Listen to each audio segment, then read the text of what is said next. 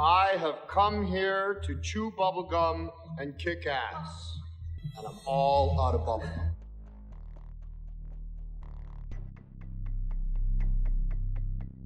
They Live is held in very high regard by conspiracists, especially if you're a movie buff like myself.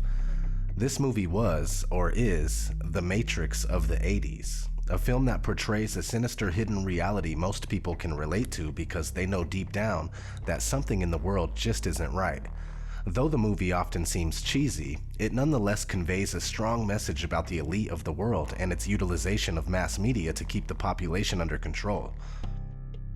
The star of the movie, Roddy Piper, was noted on Twitter saying, "They Live is a documentary." This was roughly 2 years before he died in 2015. Of course he was joking, at least a little bit, right? This movie is one of those rare subversive stories that forces viewers to question their world and their surroundings. Because despite the fact that the movie is about ghoulish aliens, it communicates truths to the viewers that are only alluded to in mainstream movies. In fact, looking deeper into the storyline, one might realize that there's probably more science than fiction in this story. Are the aliens in the movie an imaginative way to portray the world's elite, those who secretly run the world, those that we call the Illuminati? Let's revisit this cult classic and see how it describes the hidden rule of the elite. Right from the beginning, as we see Nada walking around Los Angeles with his backpack, the movie sets a particular mood. Something is not quite right. There is a sense of impending doom in the air. Poverty is rampant, helicopters fly all around the city, and street preachers speak of soulless beings that rule the world. They have taken the hearts and minds of our leaders. They have recruited the rich and the powerful, and they have blinded us to the truth. Our human spirit is corrupted. Why do we worship greed? Because outside the limit of our sight, feeding off us, perched on top of us from birth to death, are our owners.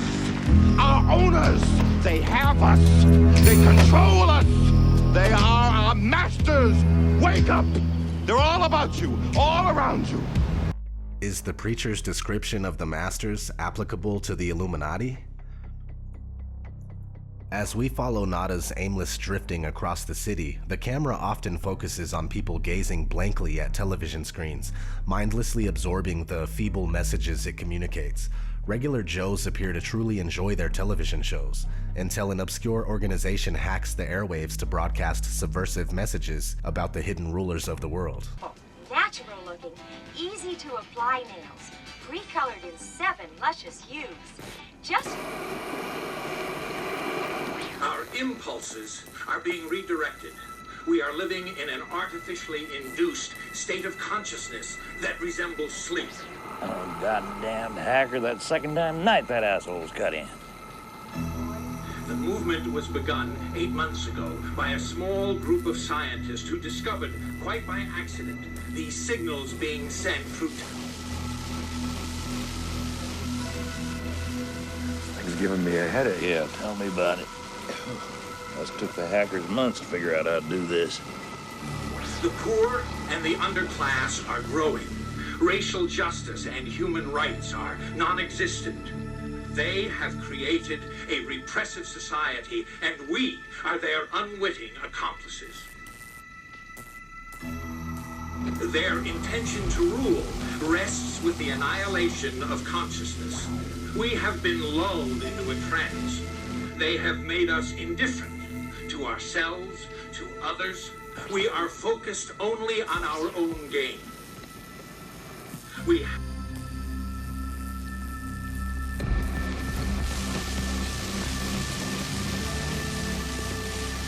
Please understand, they are safe as long as they are not discovered. That is their primary method of survival. Keep us asleep, keep us selfish, keep us sedated.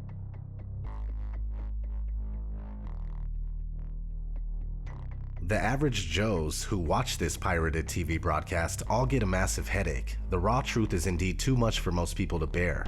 One such viewer switches the channel after telling the guy on TV, "Blow it out your ass." Just like today, most people do not want to hear about this kind of stuff. They just want to go back to playing on their phone or mindlessly viewing television.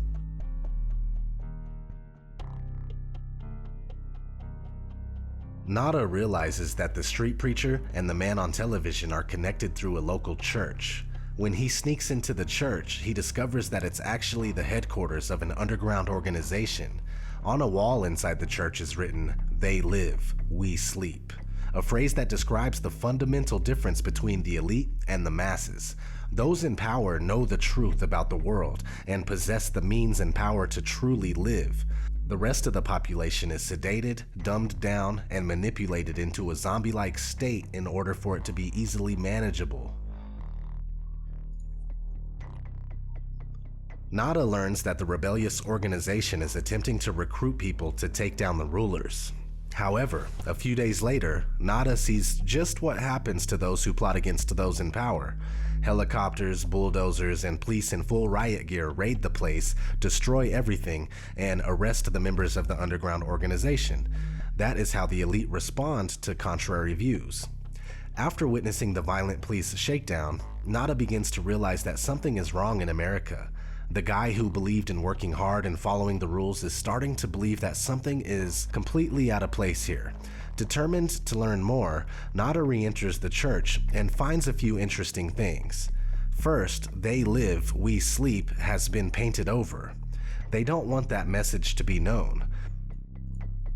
More importantly, Nada discovers a box full of sunglasses. While the sunglasses appear on the surface to be worthless, they actually provide Nada with the greatest gift of all, the truth.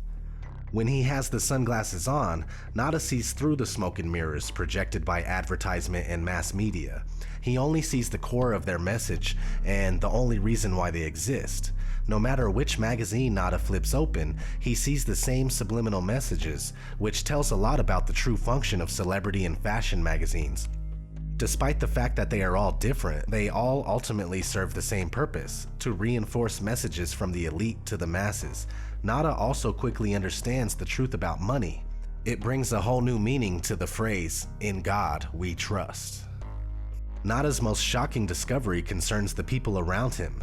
Some people are not human. They are from another race that has infiltrated society. Nada realizes that they are everywhere and that they hold positions of power, like this politician giving a speech on television.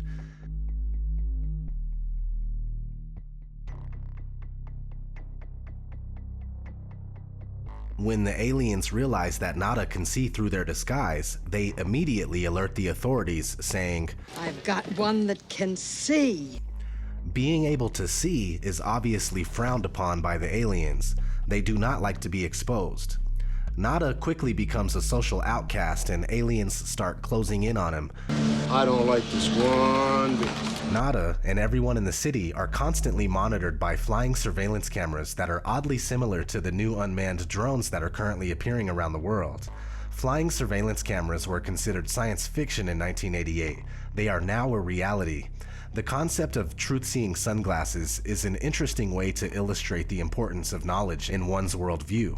Two people can be looking at the exact same thing, yet perceive two very different realities, depending on the level of information and awareness possessed by each person. Nada's sunglasses can therefore represent one's knowledge of the truth, which allows a clear perception of reality.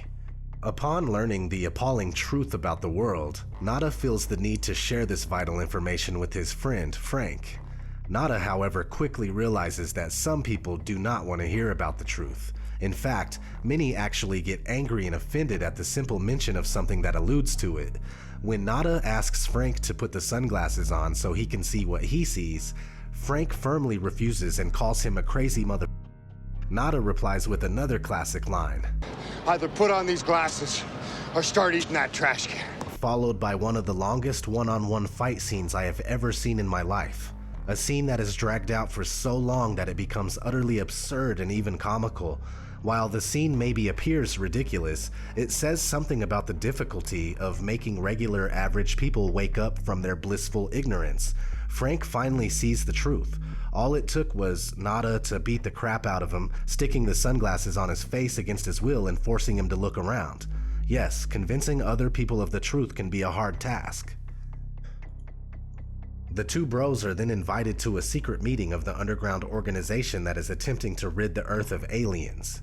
During the meeting, Nada and Frank are given truth-seeing contact lenses. The sunglasses gave truth-seers a nasty headache, especially when they are taken off. When first exposed to the truth, adapting to the new reality can indeed be difficult and even painful.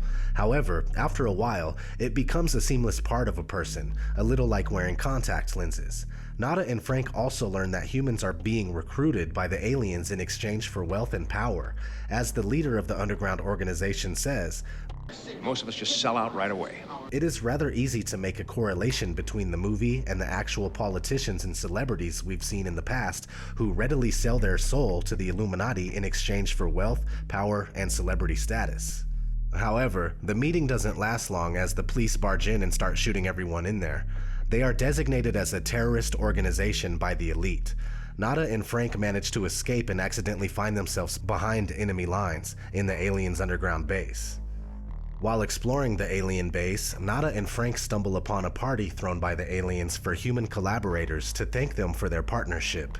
Although humans will never be considered equals to the aliens, those who sell out to them get monetary benefits, much like those who are not part of today's elite who nevertheless sell out to push the elite's New World Order agenda.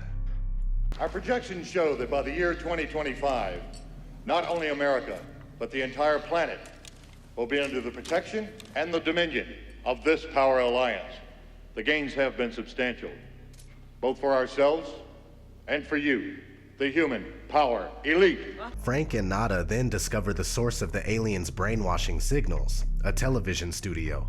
The aliens use the network to broadcast hypnotic and subliminal signals to humans, blinding them from the truth about their rulers and the world. This is hardly science fiction. The message that is communicated here is that mass media is the elite's favorite tool to indoctrinate the masses and keep them in servitude.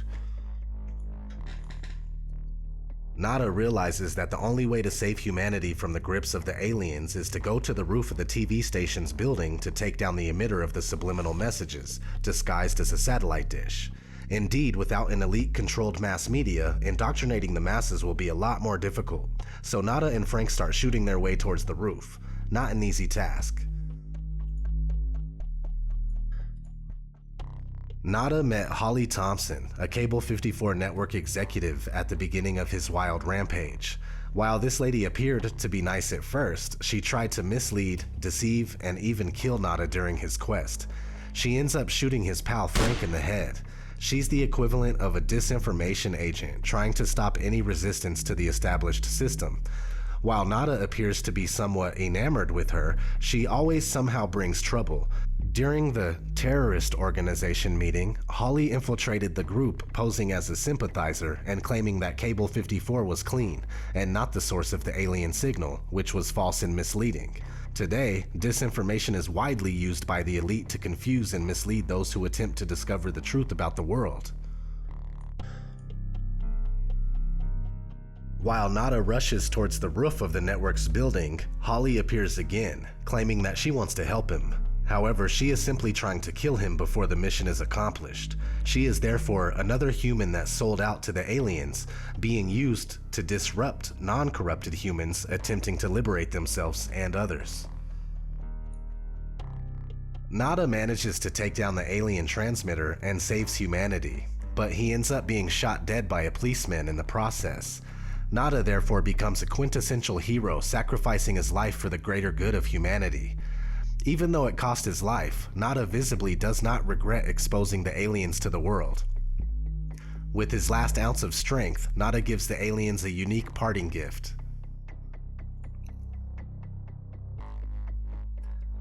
Once the aliens' satellite dish is down, the masses are able to see the world as it is. The aliens' ugly faces are exposed to the world.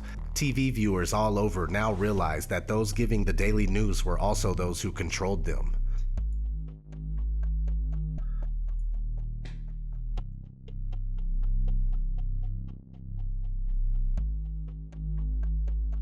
As the years have gone by, this movie's message has become increasingly relevant and freakishly realistic.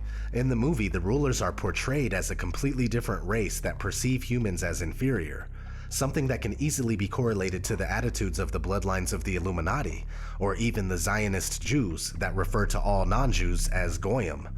Working behind the scenes, this secretive elite constantly worked towards a creation of a worldwide system that would serve its interests, a new world order, ruled by a one-world government. To facilitate the ruler's work, the masses are kept in the dark and are distracted with the fake puppet show that is politics, and the no independent thought programming that is the mass media. They Live can indeed be interpreted as a documentary on the thorough and systematic conditioning of human experience in order for a hidden elite to covertly control, manipulate, and exploit the masses. You still don't get it, do you, boys? There ain't no countries anymore. No more good guys. They're running the whole show. They own everything, the whole goddamn planet. They can do whatever they want.